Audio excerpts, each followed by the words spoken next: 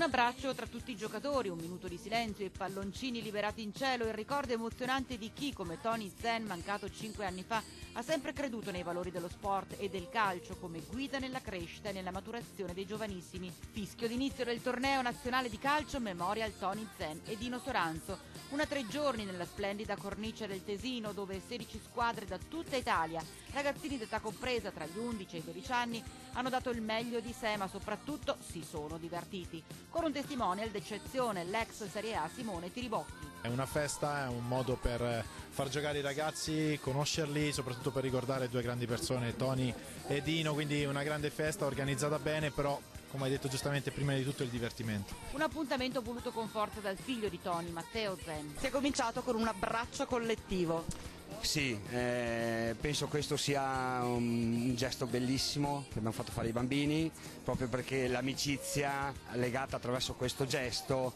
è fondamentale. E poi si vedono genitori che sono davvero sfegatati. Sì, diciamo che è un clima molto bello di festa, perché comunque mio padre voleva così, e vedere tutta questa gente in tribuna che incoraggia, che tifa per i propri ragazzi è una cosa meravigliosa.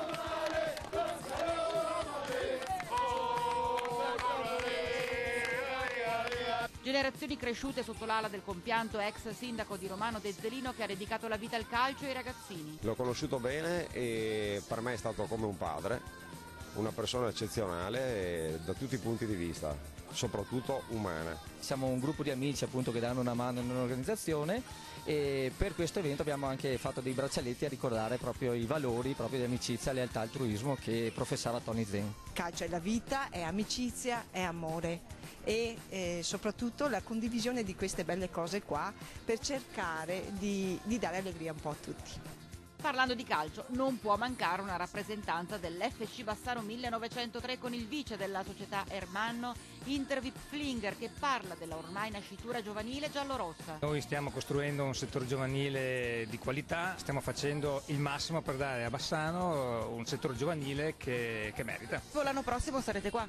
Assolutamente. Da Bassano a Cittadelle, qui si tocca un tasto delicato, visto che domani il Citta si gioca il ritorno per la promozione in A. Domenica speriamo che questo sogno sia veri, è come toccare il paradiso, mentre oggi siamo qua a festeggiare con questa schiera di ragazzini. Un messaggio è stato rivolto proprio ai genitori presentissimi e attivissimi in questa 3 giorni di grande sport e divertimento. E quello che io ho chiesto ai genitori, che sono numerosissimi, è che siano veramente un esempio per questi bambini di come si deve fare lo sport.